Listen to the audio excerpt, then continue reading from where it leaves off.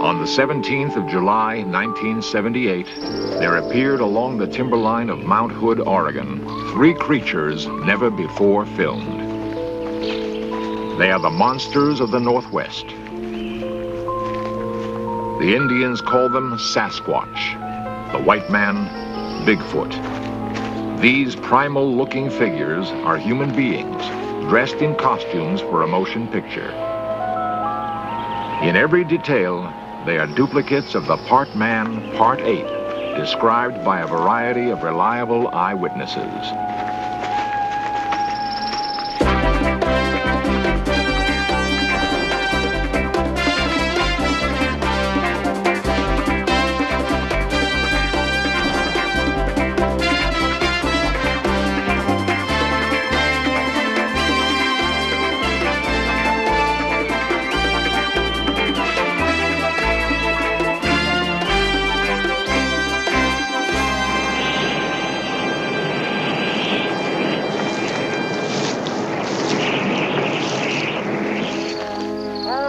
Arch Buckley has no doubt about the existence of the monster known as Bigfoot.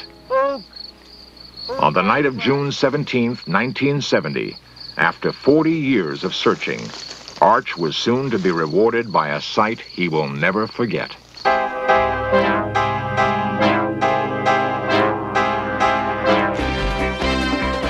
This series presents information based in part on theory and conjecture.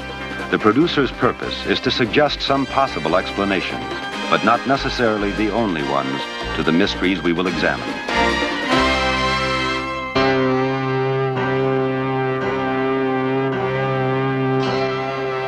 Loch Ness, the lovely 24-mile-long lake in Scotland, has sustained an incredible legend for some 16 centuries.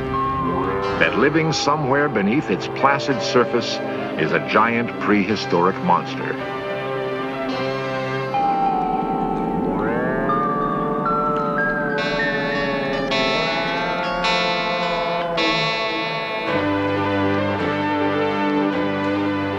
In the past, In Search Of made its own investigation of the fascinating mystery and presented the most authenticated picture of the creature taken up to that time.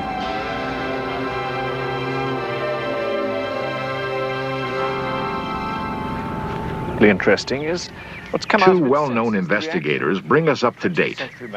Peter Byrne, whose specialty is Bigfoot and the abominable snowman, interviewed Tim Dimsdale, considered a leading expert on the Loch Ness monster. And incidentally, what is new? What's been discovered in this last 6 months or so? Well, there's been some very exciting new developments. Last summer, surface photography, there was some 2 color stills in 35, shot at about 100 yards of a head and neck out of the water. And this is very exciting stuff. Yes, yes. What do you really think these creatures at Loch Ness are? I think the most exciting, dramatic, and probably the most likely theory, in my humble view, is that it is a survival, an evolved species of plesiosaur. These were the marine saurians that used to live at sea in the Cretaceous period 70 million years ago, which means they've had a long time to adapt and get bigger. They've got bigger. If this is a plesiosaur, it's got much bigger. And of course, if that's the case, it's enormously exciting. It's very exciting anyway. How could they have existed all this time and survived in a place like Loch Ness? Well, we have the classic case. How could they have survived? The classic case of the coelacanth, archaic species of fish, which was supposed to have conked out at the same time, incidentally, in the Cretaceous. And they found them off Madagascar. It didn't. Crocodiles are saurians. They haven't changed at all. It's not impossible that this thing has continued to survive in the sea, and that Loch Ness used to be connected to the sea quite recently. Land rose, it got cut off. So it's not impossible. It's unlikely, but it's not impossible. The fact of the matter is that these animals are real. Whatever they are, they exist. Like your Bigfoot. Thousands of miles away, along the foggy northern California coast, a unique group of men carry on the search for Bigfoot. They are not hunters in the usual sense.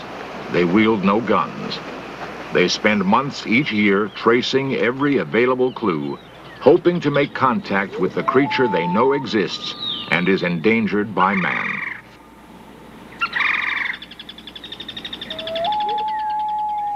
Most scientists are, by nature, cautious. Quite properly, they don't announce discoveries until they have substantial proof to support their claims. Certainly, they tend to avoid areas of research that might expose them to ridicule by their colleagues. One such area is, of course, the controversial figure of long-standing legend, the elusive Bigfoot.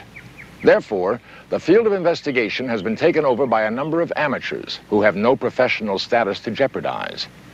We shall follow one group of these monster hunters as they seek further proof to back their belief that Bigfoot does, in fact, exist.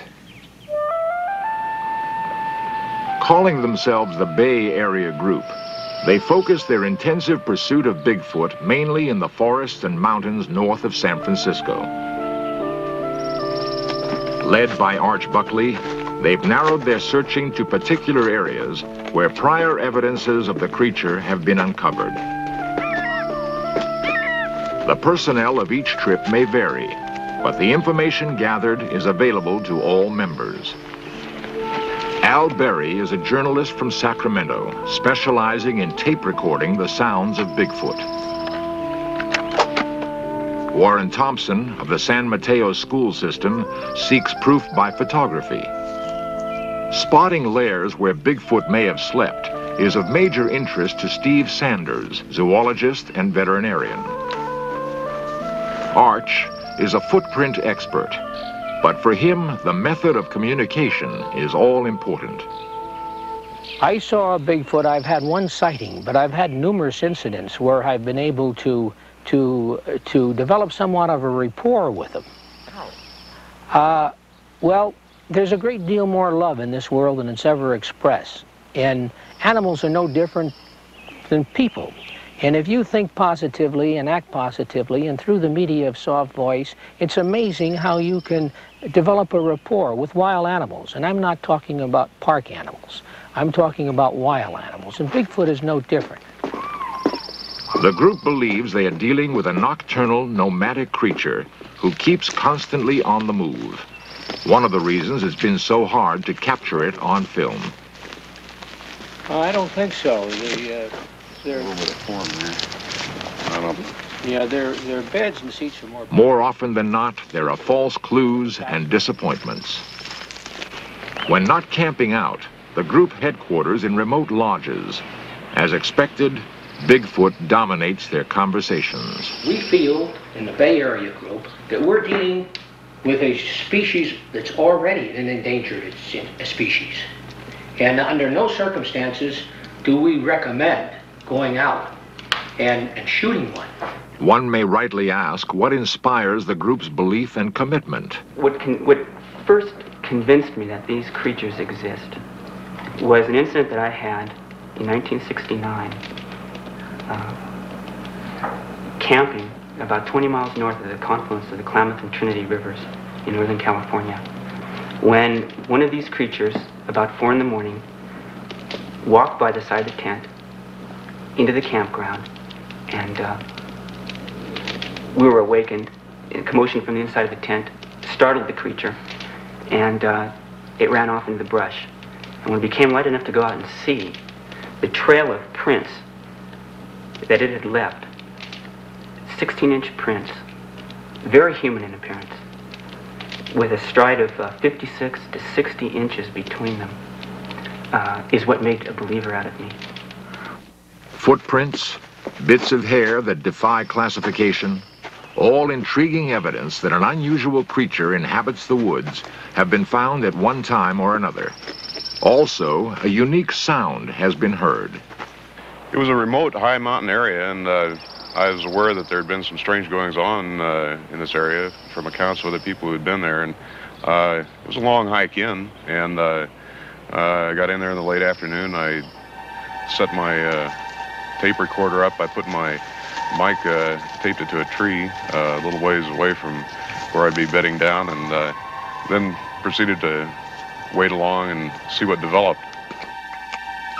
Al Berry recreates for us what happened on the night of October 21st, 1972.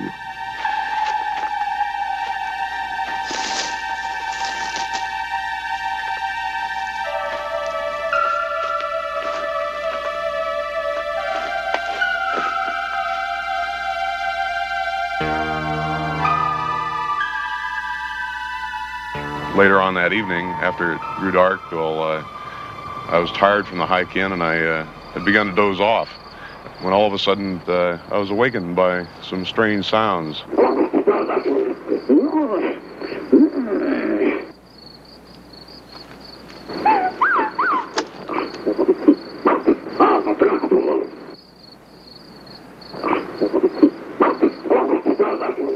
It was very startling. I didn't know what to think. I had very mixed emotions. On one hand, I was wondering, well, could somebody possibly be out there doing it, some human being? And on the other hand, viscerally, my knees were shaking and my insides were turning a bit, and I was wondering if maybe what I was hearing was some creature that was stranger than anything that we knew.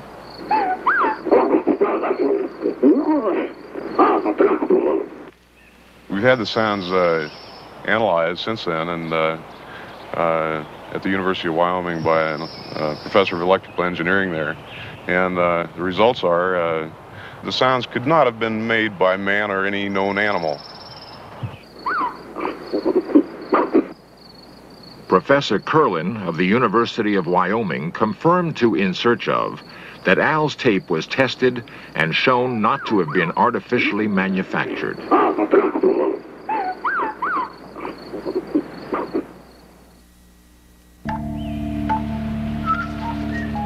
As you know, for centuries, we've had reports of large, man-like creatures coming from the Pacific Northwest.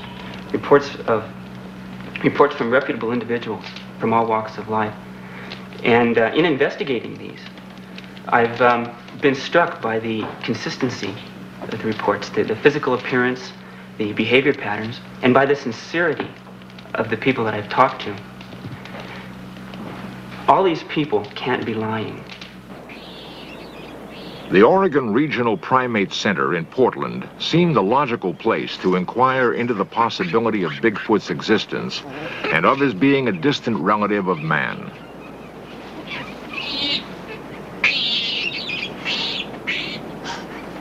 Is it conceivable that a form of man-ape has persisted in the wilds of the Northwest for eons?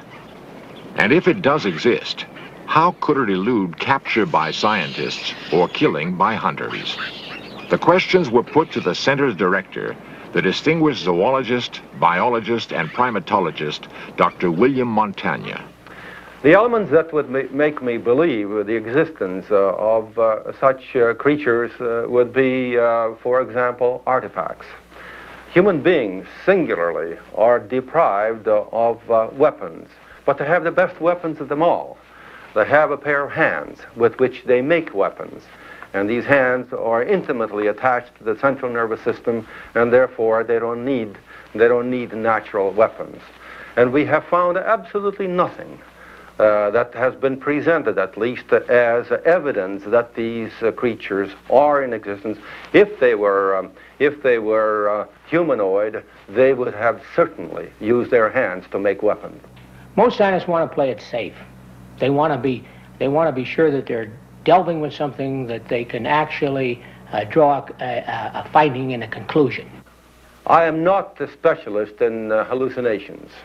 I am sure that people who claim to have seen have in fact seen it.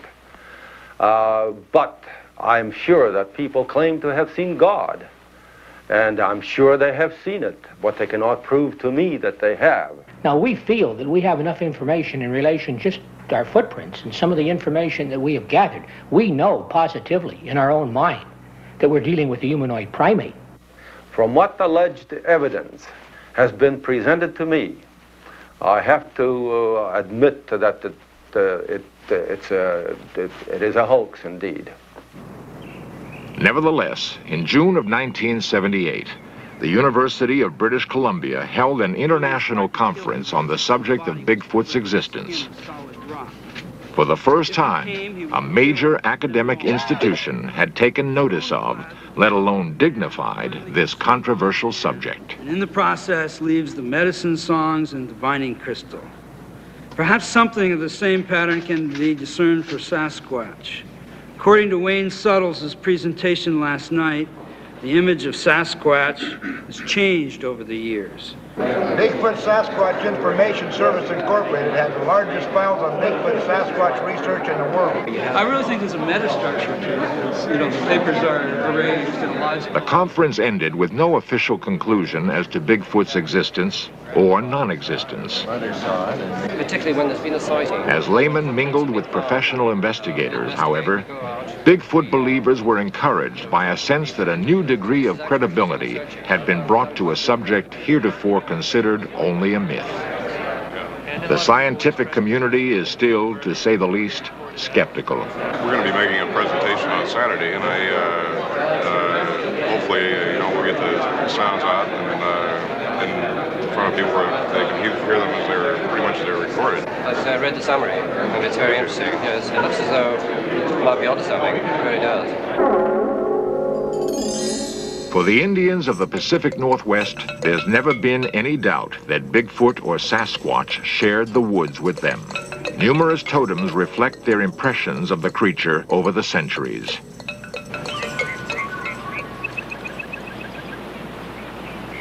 Despite Indian lore and much inexplicable evidence, Bigfoot has yet to be proven a fact of nature. But after 40 years of tireless searching, Arch Buckley claims to have had the definitive experience that erased any possible doubt for him. But in our particular technique, we knew that this particular group of big feet were in a specific area. And for several weeks, we were attempting to develop a rapport with them. I think we were successful because one day I was able to bring Bigfoot down from the wilderness area to where I had established my base camp on the fringe of the wilderness area. Arch reenacted For In Search Of what happened starting on a late afternoon in June 1970.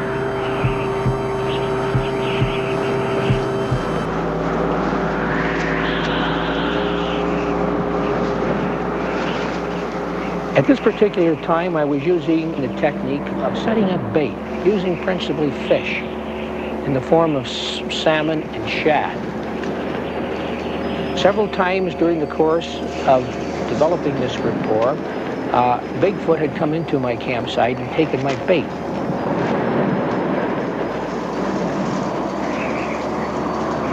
I had a salmon about 12 feet high hanging off of a limb. I had several shad on a tripod about 10 feet away. And I also had set in my car a camera, 35mm camera.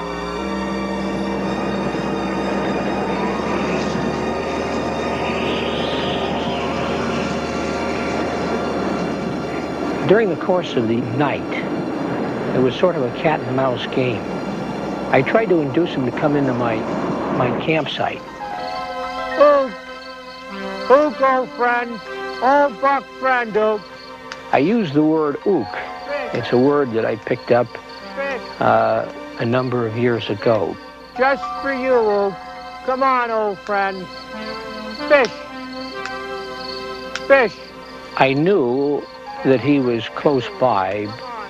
He was no more than maybe about 30 yards away from me. Ook, old friend. Old buck friend, ook. Ook. Ook. Ook, old friend. Old buck friend, ook. I realized that I couldn't induce him to come in. So I thought, well, maybe I'll get in my car. Maybe this would have a change of effect on him. I was hoping that he would take the bait and maybe I could get a shot of him with my 35mm camera. He swung around and I caught him. I caught him from about the waist on up. I was so impressed with the luminous glare of his eyes. He was looking right at me. He was very powerfully built.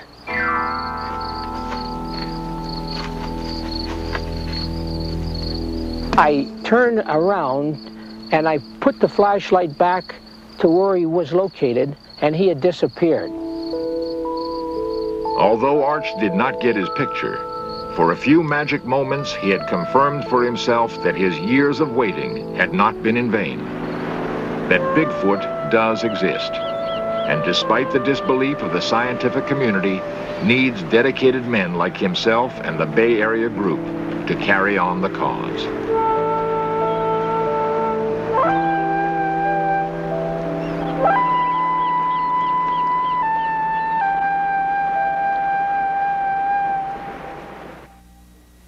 Coming face to face with Bigfoot after decades of diligent searching was obviously a precious highlight in Arch Buckley's life.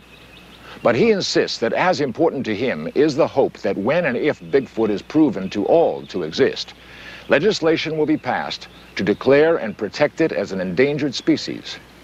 Undoubtedly, his hope can't be realized until science takes a more serious look at this persistent phenomenon.